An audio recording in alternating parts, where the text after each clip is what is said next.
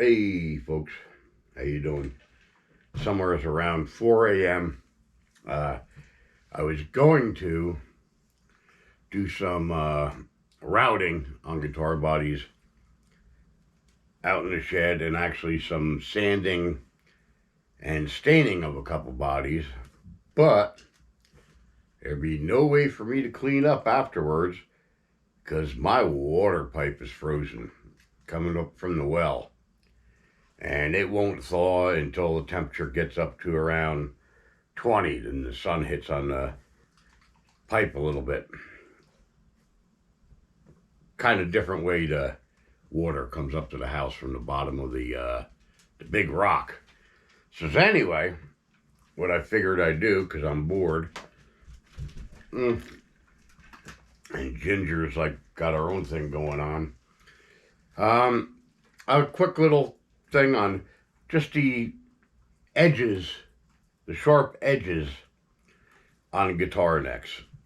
Now, I got my glasses this time, but this is really more of a feel thing than a sight thing. So, quick little thing. The first thing I do is I put my straight edge with the fret notches on the neck. This stuff has already been done, but I figured I'd show you. And what you do, it's basically called candling.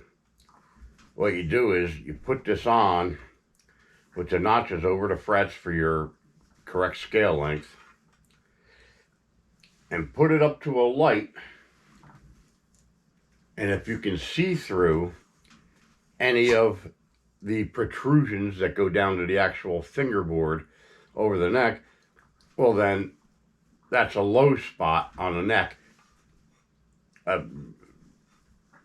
relative to the way this is on there, and you would adjust with the truss rod to get either a relief or a bow to make the neck straight.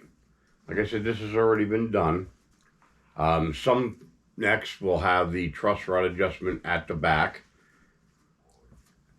Some have them up at the headstock. So anyway, that being done, we can get that out of the way. Then what I like to do, the next thing, is get rid of the tang. If there's any tang sticking out, the fret tang is the part of the fret that goes down into the groove. And if they stick out, of course, it's very uncomfortable to play.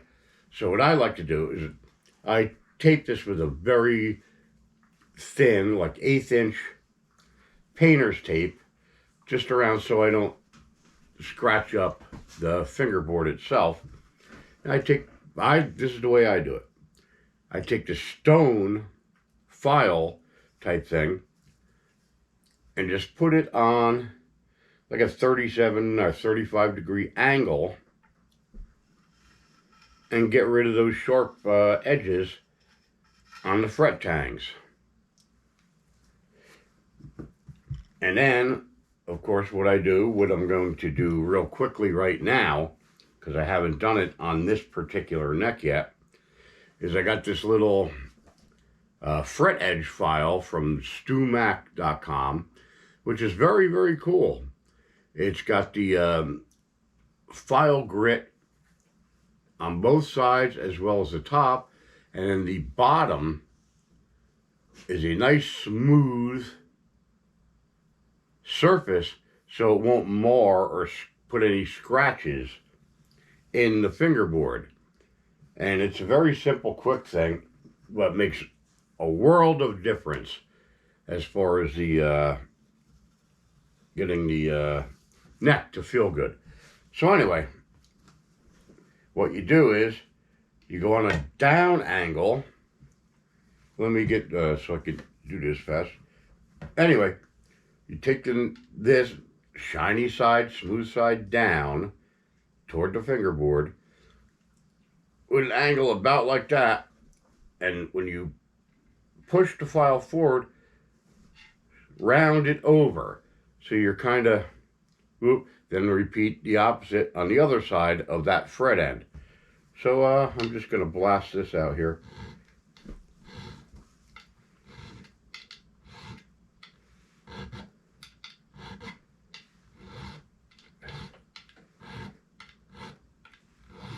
And you don't have to push hard or anything like that. These files are, they cut very effortlessly, and you don't want to overdo it.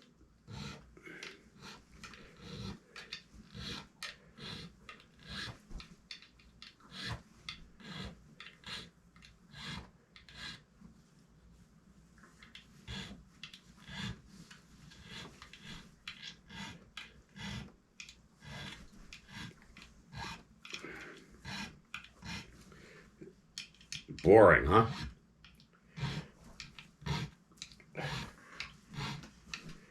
Maybe I'll speed this part up.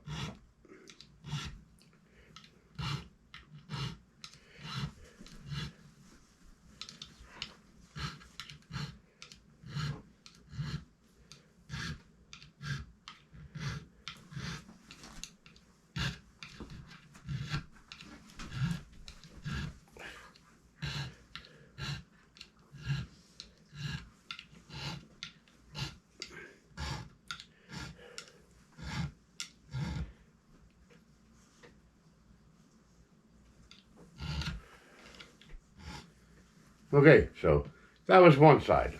I'm going to leave it at that. I'll just flip the neck around and do the other side. But I just wanted to show you that quick little part of this.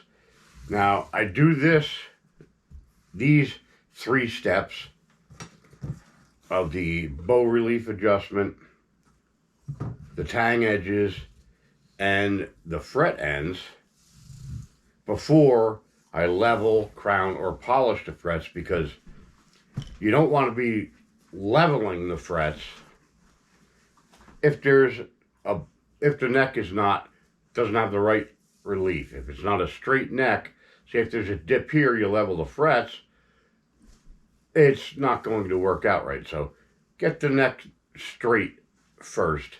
And I just like to do the edges and stuff. That's just the way I do it. After I level, crown, and polish these frets, I will probably go over the edges again, just with this little StewMac file here. And that's that.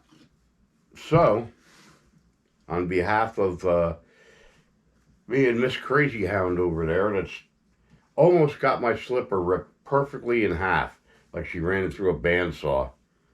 Pretty cool. But anyway, talk to you guys later. GoPro, stop recording.